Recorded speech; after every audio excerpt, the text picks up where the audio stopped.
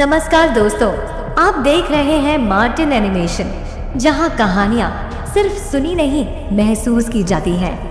रहस्यमयी गाथाएं, अनसुने पौराणिक रहस्य और रोमांचक इतिहास, सब कुछ ऐसा जो आपको सोचने पर मजबूर कर देगा। तो चलिए समय के पर्दे को हटाते हैं और उन कहानियों को जीते हैं जो सदियों से छुपी हुई थी। तैयार है इस रोमांचक सफर के लिए?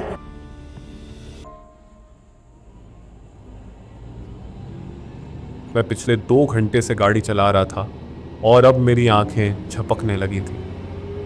मेरे गृहनगर तक पहुंचने में अभी भी 4 घंटे लगते, लेकिन मुझे लगने लगा कि मैं बिना सोए वहां तक नहीं पहुंच पाऊंगा। मैंने कार के डैशबोर्ड पर घड़ी देखी। रात के 1:45 रहे थे। मैंने तय किया कि अब और आगे नहीं जाऊंगा। जैसे ही कोई होटल दिखेगा मैं वहीं रुककर रात बिता लूंगा और सुबह होते ही सफर जारी रखूंगा। कुछ मिनट बाद सड़क किनारे एक पुराने पुल के पार एक विशाल हवेली नुमा होटल दिखाई दिया। यह 4 मंजिला इमारत थी जो देखने में काफ़ी पुरानी और ऐतिहासिक लग रही थी, लेकिन फिर भी काफ़ी अच्छी तरह से मेंटेन थी। मैंने गाड़ी पार्क की और बाहर निकला। चारों ओर अजीब सन्नाटा था। सिर्फ हल्की हवा के चलने की आवाज़ सुनाई दे रही थी। होटल की बनावट देखकर ऐसा लग रहा था जैसे यह 1800 के दशक के अंत या 1900 के शुरुआती वर्षों में बनाया गया होगा। मैंने सोचा सुबह दोस्तों को बताऊंगा कि मैंने एक डरावनी पुरानी हवेली में रात बिताई। जैसे ही मैं अंदर गया मैं होटल की भव्यता देखकर हैरान रह गया।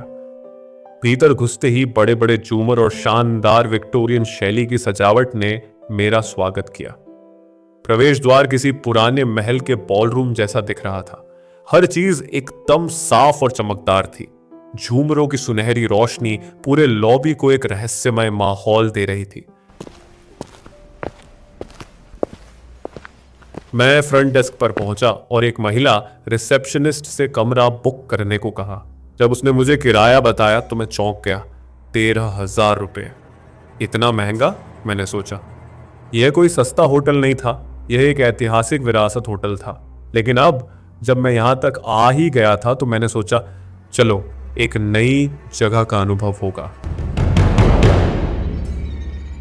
मुझे चौथी मंजिल पर कमरा नंबर 408 दिया गया, लेकिन जब मैंने होटल की छोटी और पुरानी लिफ्ट देखी तो मुझे उस पर भरोसा नहीं हुआ और मैंने सीढ़ियों से जाना ही बेहतर समझा।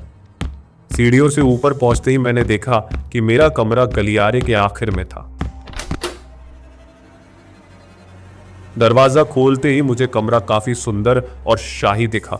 हालांकि कमरे में एक पुरानी सी गंध आ रही थी जो मुझे किसी लाइब्रेरी जैसी लग रही थी।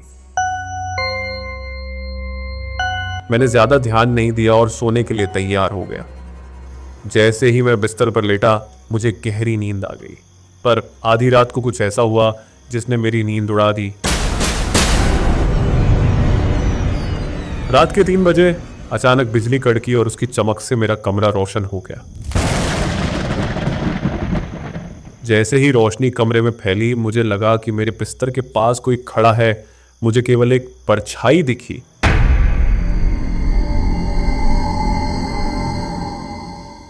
और फिर अंधेरा छा गया।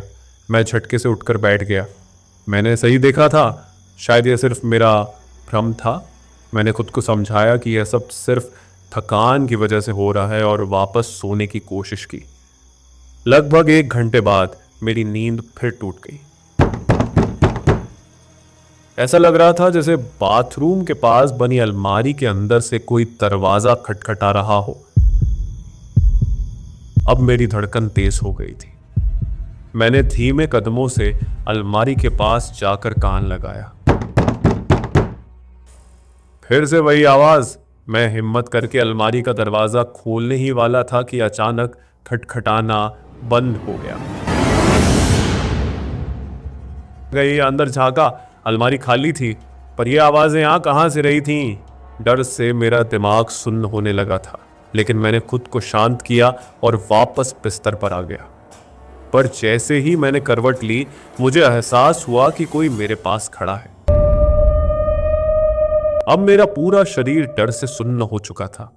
मैंने धीरे धीरे अपनी आंखें खोली और देखा कि अलमारी का दरवाजा फिर से अपने आप खुल रहा था। मैंने अपनी सांसें रोक ली।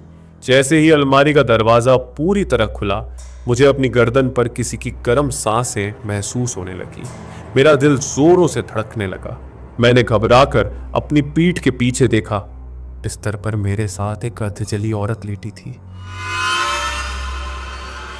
उसका आधा चेहरा काला और जला हुआ था। उसकी आंखें गहरे काले गड्ढों जैसी थीं। मैं पूरी ताकत से चीखता हुआ बिस्तर से कूदा और कमरे से बाहर भागा। सीढ़ियों से दौड़ते हुए मैं फ्रंट डेस्क पर पहुंचा और वहां मौजूद कर्मचारी को सब कुछ बताया। जब मैंने कमरा नंबर 408 का जिक्र किया तो उसके चेहरे का रंग उड़ गया। फ्रंट डेस्क की महिला ने धीरे से कहा, आपको गलती से वह कमरा दे दिया गया था, वह कमरा बंद रखा जाता है। मैंने घबराकर पूछा, क्यों? उसने बताया कि 50 साल पहले एक महिला इसी कमरे में चलकर मर गई थी और तब से वहां हर रात उसकी आत्मा भटकती है। मुझे यकीन नहीं हो रहा था। फिर तुम लोगों ने वह कमरा मुझे क्यों दिया? महिला ने अफसोस जताया और कहा, यह गलती से हुआ, हम आपको तुरंत दूसरा कमरा दे सकते हैं। पर मैं वहां एक और सेकंड भी नहीं रुकना चाहता था। मैंने जल्दी से अपना सामान उठाया और बिना पीछे देखे होटल से बाहर निकल गया और मैंने कसम खाई अब मैं फिर कभी इस होटल में कदम भी नहीं रखूंगा।